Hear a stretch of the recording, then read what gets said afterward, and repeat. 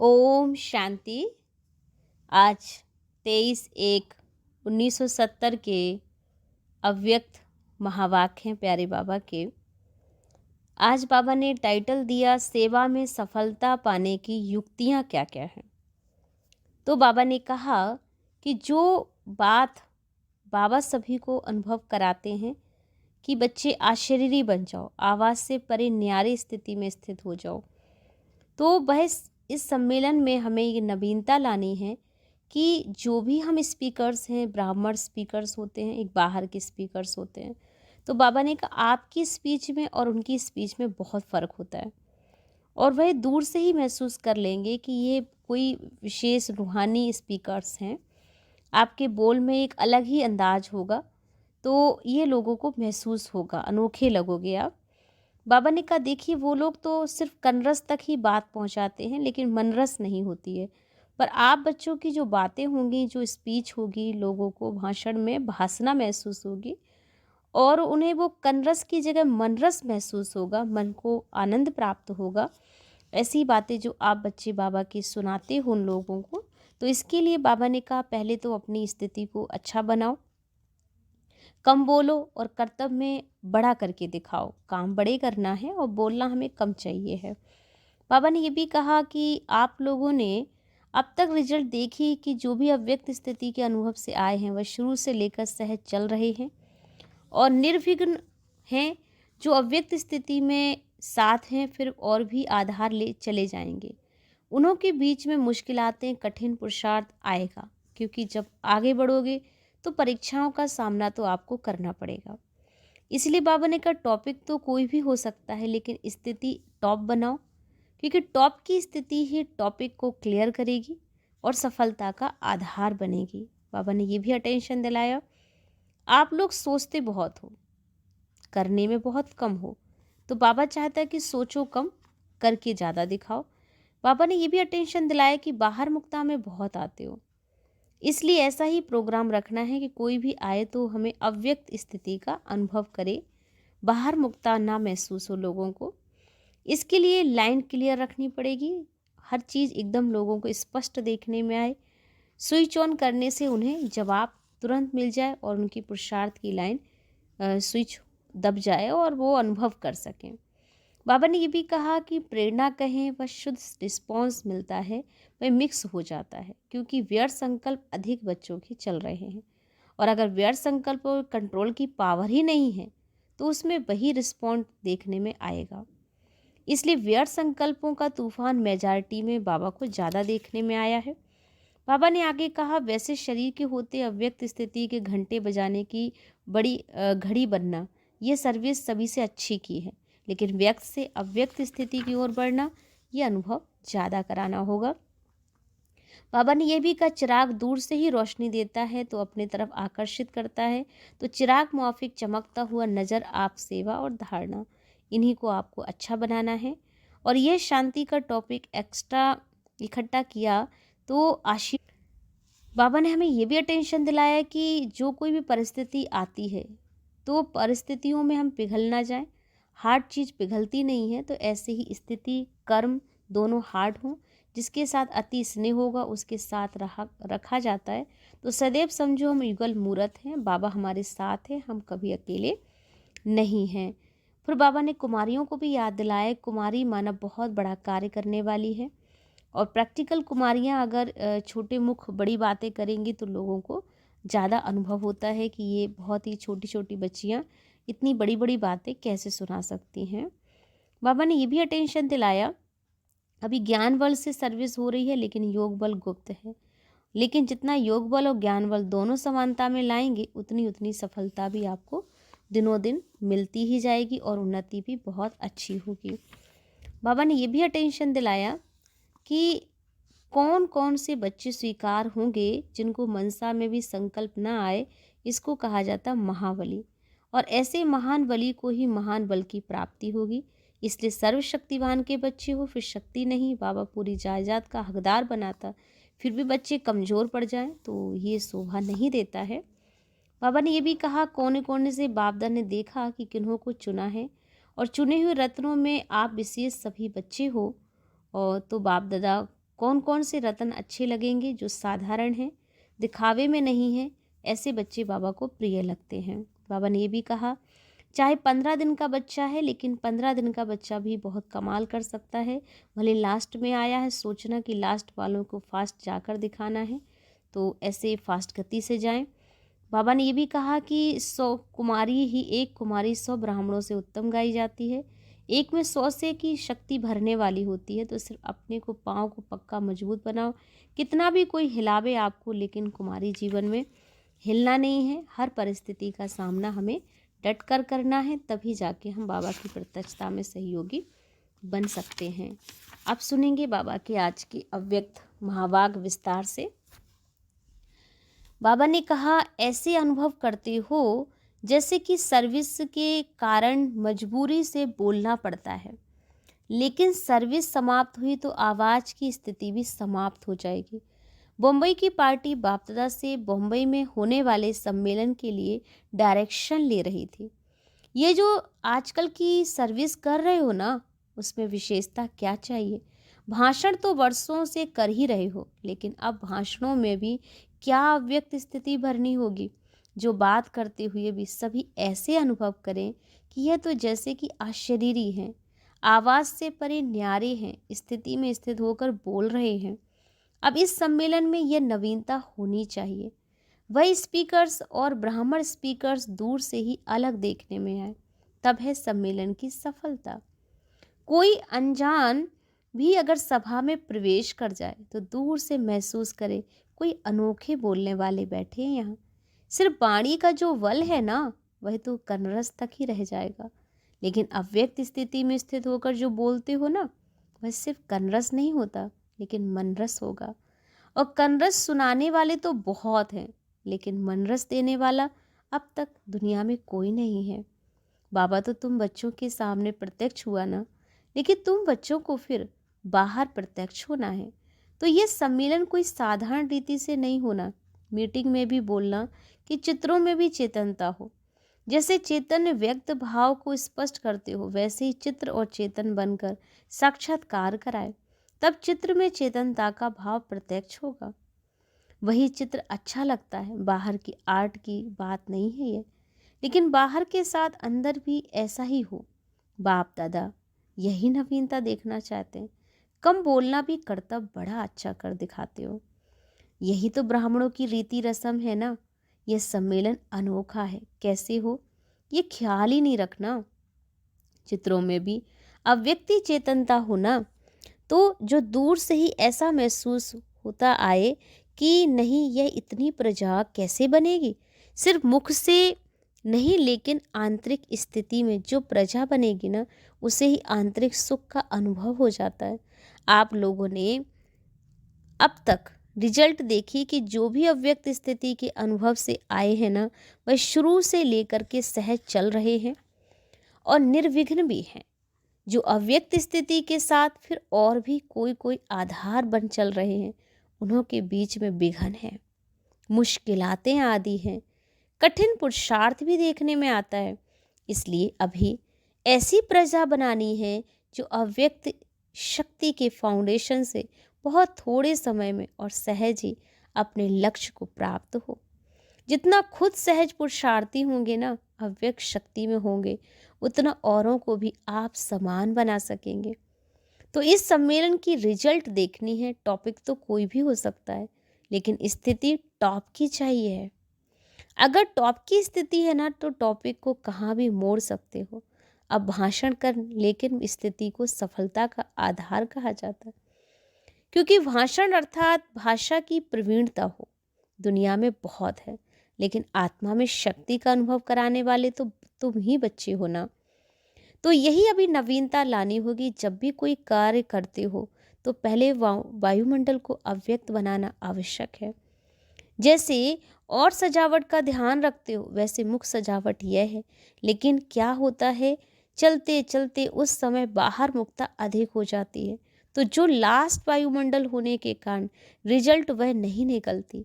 आप लोग सोचते बहुत हो, ऐसा करेंगे, यह करेंगे कि लास्ट समय तक कर्तव्य ज़्यादा देख बाहर मुक्ता में आ जाते हो। वैसे ही सुनने वाले भी उस समय तो बहुत अच्छा कहते हैं, परंतु फिर झट बाहर भुगता में आ जाते हैं। इसलिए ऐसा ही प्रोग्राम रखना जो कोई भी आए तो पहले अव्यक्त भाव का अनुभव हो। ये सम्मेलन की सफलता का साधन है। कुछ दिन पहले से ही यह वायुमंडल बनाना पड़े। ऐसे नहीं कि उसी दिन सिर्फ करना है। वायुमंडल को शुद्ध करेंगे तब कुछ नवीनता देखने में भी बाबा ने कहा आएगी ना। साकार शरीर में भी अलौकिकता दूर से ही देखने में आती थी, तो बच्चों भी इस व्यक्त शरीर से अलौकिकता देखने में आए। प्रेस कॉन्फ्रेंस की रिजल्ट अगर अच्छी है ना तो करने में कोई हर्जा नहीं है, लेकिन पहले उन्हों से मिलकर उन्हों की मददगार बनाना है। ये तो बहुत ज़रूरी है। समय पर जाकर उन्हों से काम निकालना है और समय के पहले उन्हों को मददगार बनाना है। इसमें फ़र्क पड़ता है। बहुत करके समय पर अटेंशन ज़्यादा है। अभी अपनी बुद्धि की लाइन को क्लियर करेंगे तो सभी स्पष्ट होता जाएगा। जैसे आप लोगों का प्रदर्शनी में है ना, स्विच ऑन करने से जवाब मिल जाता है, वैसे पुरुषार्थ की लाइन क्लियर होने से संकल्प का स्विच दबाया और किया, ऐसा अनुभव करते जाओगे।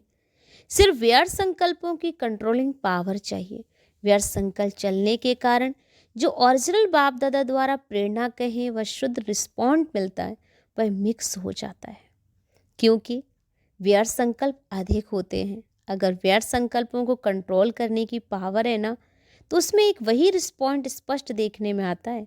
वैसे ही अगर बुद्धि ट्रांसलाइट है तो उसमें हर बात रिस्पॉन्ड स्पष्ट होता जाता है और यथार्थ भी होता है, मिक्स नहीं होता।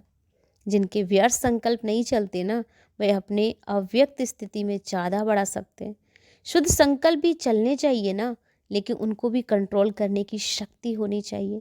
व्यर्थ संकल्पों का तूफान मेजॉरिटी में बहुत ज़्यादा दिखता है बाबा को, इसलिए व्यर्थ संकल्पों पे कंट्रोल करें। बाबा ने कहा कोई भी कार्य शुरू किया जाता तो सैंपल बहुत अच्छा बनाना जाता है। यह भी सम्मेलन का सैंपल सभी के आगे रखना। अव्यक्त स्थिति क्या चीज़ होती है ना, इसका अनुभव कराना है। आप भी एक्टिविटी में सभी समय की घड़ी को देख रहे हो, समय की घड़ी बनकर जा रहे हो। जैसे साकार भी समय की घड़ी बने ना, वैसे शरीर होते भी अव्यक्त स्थिति के घंटे बजाने की घड़ी बनना है। ये सर्विस सभी से अच्छी है। व्यक्त में अव्यक्त स्थिति का अनुभव क्या होता है, बस सभी को प्रैक्टिकल में पाठ पढ़ाना है। अच्छा है, बाप दादा और दैवी परिवार सभी के स्नेह के सूत्र में मड़का बनकर पिरोना है। स्नेह के सूत्र में पिरोया हुआ मैं मड़का हूँ, यह नशा रहना चाहिए ना। लेकिन मड़कों को कहाँ कहाँ रखा जाता है, माला के मड़कों को बहुत शुद्धि से रखा जाता है और उठाते भी बहुत शुद्धि पूर्वक है। हम भी ऐसा अमूल मड़का है, ये समझना है। कोई ने सर्विस लिए राय पूछी, उन्होंने सर्विस वाणी से नहीं होगी, लेकिन जब चरित्र प्रभावशाली होंगे, चेंज देख लेंगे, तभी स्वयं खींच करके आएंगे। और कोई कोई को अपना अहंकार होता है ना, तो वाणी से वाणी अहंकार के टक्कर में आ जाती है, लेकिन प्रैक्टिकल लाइफ के टक्कर में नहीं आ सकोगे। इसलिए ऐसे ऐसे लोगों को समझाने के लिए यही साधन है। वायुमंडल को अव्यक्त बनाओ। जो भी सेवा केंद्र है ना, उन्हों को वायुमंडल का आकर्षणमय बनाना चाहिए, जो उन्हों को अव्यक्त बतन देखने में आए। कोई भी दूर से महसूस करे यह तो इस घर के बीच में कोई चिराग रहता है, और चिराग दूर से रोशनी देता है तो अपने तरफ आकर्षित करता है। तो चिराग माफिक चमकता हुआ नजर आए तब सफलता आपको मिलेगी। बाबा ने ये भी कहा अव्यक्त भट्टी में आकर के अव्यक्त स्थिति का अनुभव होता है। यह अनुभव जो यहाँ होता है फिर उनको क्या करेंगे, साथ लेकर जाएंगे व यहाँ ही छोड़ जाएंगे। उनको ऐसा साथी बनाना जो कोई कितना भी इस अव्यक्त आकर्षण के साथ को छुड़ाना चाहे तो भी छूट ना सके। लौकिक परिवार को अलौकिक परिवार बनाना है, जरा भी लौकिक बना ना हो।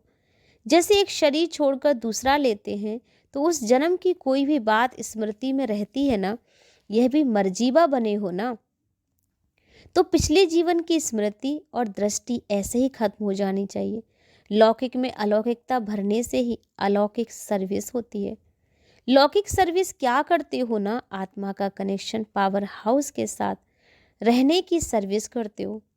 कोई तार का तार के साथ कनेक्शन करना होता है ना, तो रबड़ उतारना होता है।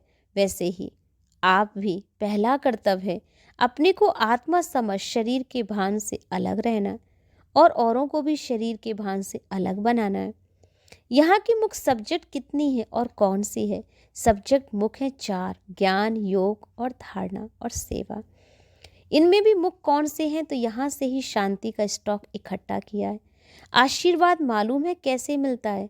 जितना जितना आत्म अभिमानी बनोगे उतनी आशीर्वाद ना चाहते हुए भी मिलती है। यहाँ स्थूल में कोई आशीर्वाद नहीं भी मिलती, यहाँ स्वतः ही मिलती है।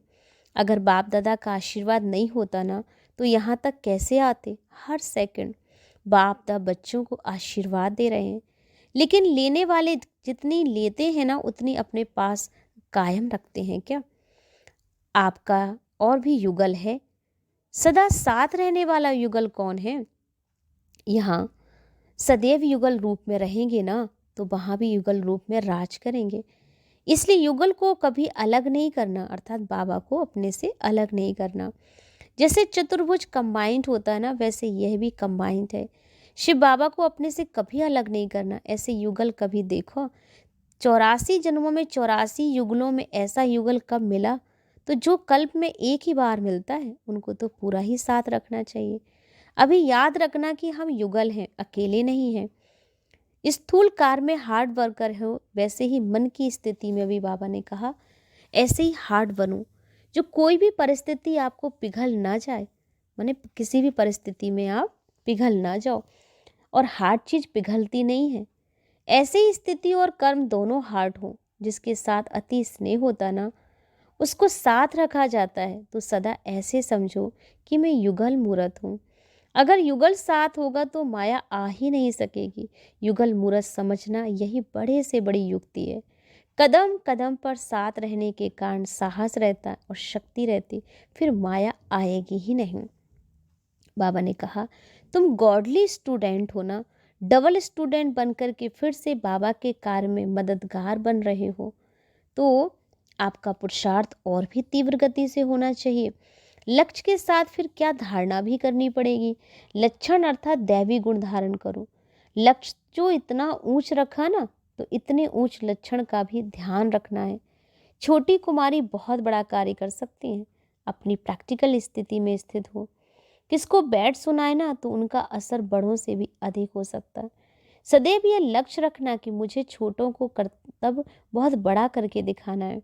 देह भल छोटी है, लेकिन आत्मा की शक्ति बड़ी है। जो जास्ती पुरुषार्थ करने की इच्छा रखते ना, उनको मदद भी मिलेगी। सिर्फ अपनी इच्छा को दृढ़ रखना होगा तो मदद भी दृढ़ मिलेगी। कितना भी कोई आपको हिलाए ना, लेकिन संकल्प बाबा ने कहा पक्का रखना। संकल्प पक्का होगा तो फिर सृष्टि भी ऐसी ही बनेगी। भल जिस्मानी सर्विस करते रहो। जिस्मानी सर्विस भी एक साधन है और इसी साधन से सर्विस कर सकते हो।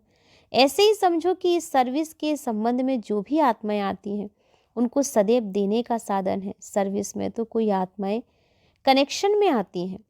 जैसे यहाँ जो आए उन्हों को सर्विस के लिए संबंधियों के पास भेजाना, ऐसे समझो कि सर्विस के लिए स्थूल सर्विस कर रहे हैं, तो फिर मन की उनमें लगेगा नहीं। अर्थात लौकिक में हम सर्विस कर रहे हैं, पर हमें सेवा में बाबा के उपस्थित भी रहना है, कमाई भी होगी। लौकिक को भी अलौकिक समझकर करो ना, फिर कोई और वातावरण में नहीं आओगे। जैसे जैसे अव्यक्त स्थिति होती जाएगी, वैसे बोलना भी कम होता जाएगा। कम बोलने से ज़्यादा लाभ होगा। फिर इस योग शक्ति से सर्विस भी करोगे। योग बल और ज्ञान बल दोनों इकट्ठा होता है। अभी ज्ञान बल से सर्विस हो रही है, लेकिन योग बल गुप्त रखा है। लेकिन जितना जितना योग बल और ज्ञान बल दोनों समानता में लाओगे, उतनी उतनी सफलता भी होगी। सारे दिन में चेक करो कि योग बल कितना रहा और ज्ञान बल कितना रहा, फिर मालूम पड़ जाएगा अंतर कितना है। सर्विस में बिजी हो जाएंगे ना, तो फिर विघ्न आदि भी टल जाएंगे। दृढ़ निश्चय के आगे कोई रुकावट नहीं है जो हमें रोक सकती है। तो बाबा ने कहा देखो ठीक चल रहे हो ना, आगे बढ़ रहे हो, ठीक चल रहे हो। अथक और एक रस दोनों ही गुण बाबा ने कहा बच्चों में देखने में आते हैं। तो ऐसा हमें अथक बन करके हर बच्चे को दिखाना है। सदैव फॉलो फादर करना है। जैसे साकार रूप में अथक और एकरस एग्जाम्पल बन के दिखाया, वैसे ही बाबा ने कहा औरों के प्रति भी एग्जाम्पल बनना होगा। सर्विस यह है, भल समय भल ना भी मिले सर्विस का, लेकिन चरित्र भी तो सर्विस दिखाने वाला होना चाहिए ना। चरित्र से भी सर्विस होती, सिर्फ वाणी से नहीं होती है। आपके चरित्र उस विचित्र बाबा की याद दिलाएं, ये तो सहज सर्विस है ना। जैसे कई लोग अपने गुरु व अपने स्त्री, अपने पति का फोटो लॉकेट में रख देते हैं, यह भी स्नेह की निशानी है। तो तुम्हारा ये मस्तक जो है ना, यह भी उस विचित्र का चरित्र दिखलाए, ये नैन उस विचित्र का चित्र दिखाएं। ऐसा अविनाशी लॉकेट पहन लेना है, अपनी स्मृति भी रहेगी और सर्विस भी होगी। मधुबन में आकर के मुख्य कर्तव्य क्या किया? जैसे कोई खान पर भी जाए, और खान के पास जाकर क्या किया जाता? खान से जितना ले सकता ना, उतना लिया जाता ना, सिर्फ थोड़ा सा नहीं। वैसे मधुबन है सर प्राप्तियों की खान, तो आप खान पर आए हो ना। बाकी सेवा केंद्र उस खान की ब्रांचेस हैं। खान पर जाने से ख्याल रखा जाता, जितना ले सके, तो यहाँ भी जितना ले सकते हो ले सकते हो। यहाँ की एक एक वस्तु, एक एक ब्राह्मण आत्मा बहुत कुछ शिक्षा शक्ति लेने वाली है और देने वाली भी है। बाप तो यही चाहते हैं कि जो भी आ रहे हैं वह थोड़ा बहुत नहीं, लेकिन सभी कुछ ले लेवें। बापदा का बच्चों में स्नेह है, तो एक एक को संपन्न बनाना चाहते हैं। जितना यहाँ लेने में संपन्न बनेंगे, उतना ही भविष्य में राज पाने में भी संपन्न होंगे। इसलिए एक सेकंड भी इस अमूल्य दिनों को ऐसे नहीं गंवाना कि एक सेकंड में पदमों की कमाई कर सकते हो, लेकिन पदम सौभाग्यशाली हो तो जो इस भूमि पर पहुंच गए। लेकिन इस पदम भाग को सदा कायम रखने के लिए पुरुषार्थ सदैव संपूर्णता का रखना होगा। जैसा बीज होता है वैसा फल भी निकलता है। तो आप लोग जैसे बीज हो, नींव जितनी खुद मजबूत होगी, उतना ही इमारत भी पक्की होगी। इसलिए सदैव समझना कि हम नींव हैं, हमारे ऊपर सारी बिल्डिंग का आधार है। याद का रिस्पॉन्ड मिलता ना सबको।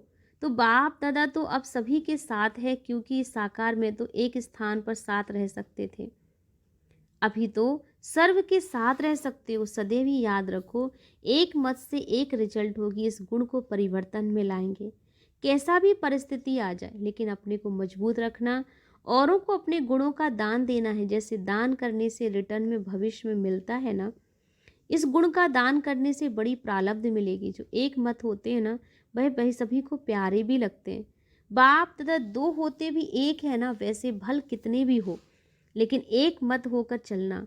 बाबा के घर में आकर विशेष खजाना लिया ना, तो बाबा के घर में विशेषताएं भरी हुई हैं।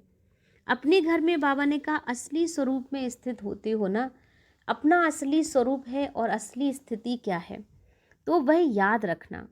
आत्मा की असली स्थिति क्या है? जैसे पहले आत्मा परमधाम की निवासी सर्व गुणों का स्वरूप है, वैसे यहाँ भी अपनी स्थिति का अनुभव करने के लिए आए हो ना, तो मधुबन में आए हो, उस स्थिति की टेस्ट करनी होगी। और टेस्ट करने बाद उनको बाबा ने कहा सदा के लिए अपनाना भी होगा। इसका नाम ही है मधुबन। मधु अर्थात मधुरता, यानी स्नेह और शक्ति दोनों वरदान रूप से प्राप्त होंगे। यहाँ मधुबन में दोनों चीज़ें हैं वरदान के रूप में। फिर बाहर में जाओगे ना, तो इन दोनों चीज़ के लिए अपना पुरुषार्थ करना पड़ेगा। इसलिए यहाँ वरदान रूप में प्राप्त जो हो रहा है, उनको ऐसा प्राप्त करो जो अविनाशी रहे। जब वरदान दे रूप में प्राप्त हो सकते हैं वरदान, तो फिर पुरुषार्थ करके क्यों लेवे? गुरु वरदान देता है तो क्या करना होता है? अपने को ही उसके अर्पण करना होता है। तो वरदान को बाबा ने कहा प्राप्त हो रहा है, तो यहाँ भी जितना अपने को अर्पण करोगे, उतना वरदान को प्राप्त भी कर सकोगे। वरदान तो सभी को मिला है, लेकिन जो ज़्यादा अपने को अर्पण करता है, उतना ही वरदान के पात्र भी बनता है। वरदान से ऐसी झोली भर लो ना, जो भरी हुई झोली खाली ना हो। जितना जो भरना चाहे वह भर सकता है। ऐसा ही ध्यान रखकर इन थोड़े दिनों में अथक और लाभ उठाना। एक एक सेकंड सफल करने के वह दिन है ना, तो अभी ये एक सेकंड बहुत फायदे और बहुत नुकसान का भी है। एक सेकंड ऐसे कई वर्षों में गवा देते हो। तो यहाँ का एक एक सेकंड इतना बड़ा है, त्याग से भी भाग्य बनता है। लेकिन त्याग करने के बाद बाबा ने कहा मनसा में भी संकल्प अगर चल रहा है, उत्पन्न हो रहा है, तो जब कोई बलि चढ़ता है ना, तो उसमें अगर जरा भी बाबा ने कहा चिल्लाया और वह इस आंखों से बूंद निकली, तो उनको देवी के आगे स्वीकार नहीं कराते, क्योंकि झाटकू सुना ना सबने। एक धक से कोई चीज को खत्म करने और बार बार काटने में फर्क रहता है। तो झाटकू अर्थात एक धक से खत्म करो। बाप दादा के पास भी कौन से बच्चे स्वीकार होंगे जिनको मनसा में भी संकल्प ना, इसको कहा जाता महाबली। ऐसे महान बलि हो, महान बल की प्राप्ति होती है। सर्वशक्तिवान के बच्चे हो, फिर शक्ति ना हो, बाबा की पूरी जायदाद के हकदार बनना है। तो सर्वशक्तिवान बाप की सर्व शक्तियां जायदाद हैं, आपकी जन्मसिद्ध अधिकार हैं। सदैव अपने सामने रखो, सर्वशक्तिवान के आगे कमजोरी ठहर सकती है। आज से कमजोरी खत्म। सिर्फ एक शक्ति नहीं, लेकिन पांडव ही शक्ति रूप में है। एक दीप से अनेक दीप जग जाते हैं। तो डबल सर्जरी करनी है और ही अच्छा चांस मिला है। दो मार्ग बताने का, शरीर का भी और मन का भी। जैसे स्थूल सर्विस करने से तनख्वाह मिलती है, वैसे ईश्वरीय सर्विस करने से भी क्या तनख्वाह मिलेगी? स्वर्ग की बादशाही मिलेगी। वह तो वहाँ मिलेगी, लेकिन यहाँ क्या मिलता है? प्रत्यक्ष फल का अनुभव होता है। भविष्य तो बनता ही है, लेकिन भविष्य से भी ज़्यादा अभी की प्राप्ति है। अभी जो ईश्वरीय अतीन्द्रिय सुख मिलता ना, वह भविष्य में नहीं मिल सकता। यह अतीन्द्रिय सुख सारे कल्प में कभी नहीं मिल सकता है। ऐसा खजाना अभी बाबा द्वारा मिल रहा है, तो अनेक जन्म इंद्रियों का सुख और एक सेकंड में अतीन्द्रिय सुख अनुभव हो सकता है। शिव बाबा को युगल बनाना है। वह देहधारी युगल तो सुख के साथ ही होते, लेकिन यह तो दुख के साथ समय साथी बनता है। ऐसे युगल को तो एक सेकंड भी अलग नहीं करना चाहिए, साथ रखना चाहिए, शक्ति रूप बनना चाहिए। ब्राह्मण अर्थात परिवार है। देखा इतना बड़ा परिवार कब मिला? सिर्फ इस संगम पर ही इतना बड़ा परिवार मिलता है। हम इतने बड़े परिवार के हैं। ये नशा रहता है सबको। जितना कोई बड़े परिवार का होता है, उतना उसको खुशी भी रहती है। सारी दुनिया में हम थोड़ों को इतना बड़ा परिवार मिला, तो ये निश्चय और नशा होना चाहिए। हर एक को ये नशा होना चाहिए कि कोटों में कोई, कोई में भी कोई, गायन में आने वाली आत्माएं हैं हम। कभी सोचा था कि ऐसा सौभाग्य प्राप्त हो सकता है? अचानक लॉटरी मिली, लॉटरी की खुशी होती है ना, और फिर अविनाशी लॉटरी मिल गई, तो जो कभी ख़त्म ही ना हो सके, ऐसी लॉटरी हम आत्माओं को मिली हुई है। यह नशा रखना है। कोने कोने से बापदा ने देखा किन्हों को चुना है। चुने हुए रत्नों में आप विशेष हो। ये याद रखना कि बाप दादा को कौन कौन से रत्न अच्छे लगते हैं। साधारण ऐसी खुशी सदैवी अविनाशी रहे। वह कैसे रहेगी? जैसे दीपक होता है, वह सदैव जगा रहे, इसके लिए ध्यान रखते हैं। घृत और बत्ती, इन दो चीज का ख्याल रखना होता है। तो यहाँ भी खुशी का दीपक सदैव जगा रहे, इसके लिए दो बातें ध्यान में रखनी, ज्ञान घृत और योग की बत्ती। अगर ये दोनों ही ठीक है ना, तो खुशी दीपक अविनाशी रहेगा, कभी बुझेगा ही नहीं। बाबा ने कहा 15 दिन का भी इस संगम युग में बहुत महत्व है। ऐसे मत समझना कि 15 दिन के बच्चे हैं, लेकिन संगम का समय ही अभी बहुत कम है, और इस कम हिसाब से तो 14-15 दिन भी बहुत है। इसलिए अब ऐसे ही सोचना कि लास्ट वालों का फास्ट जाना है। बिछड़े हुए जो होते हैं ना, वे आने में भी तीव्र पुरुषार्थ में लग जाते। हिम्मत बच्चे रखेंगे और मदद बाबा देंगे। एक कुमारी 100 ब्राह्मणों से उत्तम गाई जाती है। एक में भी 100 की शक्ति भरो तो क्या नहीं बन सकते हो। सिर्फ अपने पाँव को पक्का मजबूत बनाओ। कितना भी कोई हिलाए, हिलना ही नहीं है। अचल घर में तुम्हारा यादगार है। अचल अर्थात जिसको कोई हिला ना सके। 3 मास में 3 वर्षा लेना है ना। बाप दा 3 वर्षा कौन सा देना चाहते हैं? सुख, शांति और शक्ति। जितना अधिकार लेंगे उतना वहाँ राज के अधिकारी भी बनेंगे, और संपूर्ण अधिकार पाने का लक्ष्य भी रखना है, क्योंकि बाबा भी संपूर्ण है ना। तो युगल रूप में कहते अकेले रहते हो ना, तो युगल रूप में रहते हो। अकेला रूप कौन सा होता? आत्मा अकेली है ना, आते भी अकेले हैं, जाते भी अकेले हैं। तो युगल रूप में पाठ बजाते भी आत्मिक स्थिति में रहना, अर्थात अकेले बन जाओ। और फिर रूहानी युगल भी बनना है। तो बाबा और बच्चे, वह तो हुआ देह का युगल। आत्मा और परमात्मा का भी युगल, आत्मा सजनी सीता कहते हैं ना, तो परमात्मा साजन राम। तो रूहानी युगल मूरत बनना है बस। देह युगल रूप नहीं, देहधारी का युगल रूप खत्म हुआ। अनेक जन्म देहधारियों को युगल रूप में बाबा ने का देखा, लेकिन अब आत्मा परमात्मा का युगल रूप बनना है। ऐसी स्थिति रहती है, इस अनोखे युगल रूप के सामने ये युगल तो कुछ भी नहीं है। तो देह की भावना खत्म हो जाएगी। सभी से प्रिय चीज क्या होती है? प्रिय चीज अच्छी लगती है ना, तो उस प्रिय वस्तु को छोड़कर दूसरे को प्रिय कैसे बना सकते हो? अकेला भी बन जाना, फिर युगल भी बनना है। अच्छा, कोई भी आने से लॉटरी मिल जाती है, कोई को प्रयत्न करने से लॉटरी मिल जाती है, तो ऐसे उच्च भाग्यशाली अपने को समझ रहे हो। कुमारों के लिए भी यह सरल मार्ग है, क्योंकि उल्टी सीढ़ी जो चढ़े हुए थे ना, उनको उतरनी पड़ी। इसलिए कुमार कुमारियों के लिए तो कितना सहज है। जो बंधन मुक्त होते हो वह जल्दी छोड़ देते हो, माने दौड़ के आ सकते हो। तो सभी बातों में निर्बंधन रहना, कैसी भी परिस्थिति आए अपनी स्थिति ऊंची रखना, तो ऊंच जीवन का लक्ष्य उनसे दूर नहीं होना है और अपने लक्ष्य में हमेशा ही आगे बढ़ते चले जाना है। तो ये थे बाबा के आज के हमारे अव्यक्त महावाक्य की सेवा में। अगर हम चाहते हैं कि सफलता मिले, तो उसके लिए बाबा ने हमें सहारा दे दिया है कि ज़्यादा से ज़्यादा हमें बाबा की श्रीमत को फॉलो करना है। ओम शांति।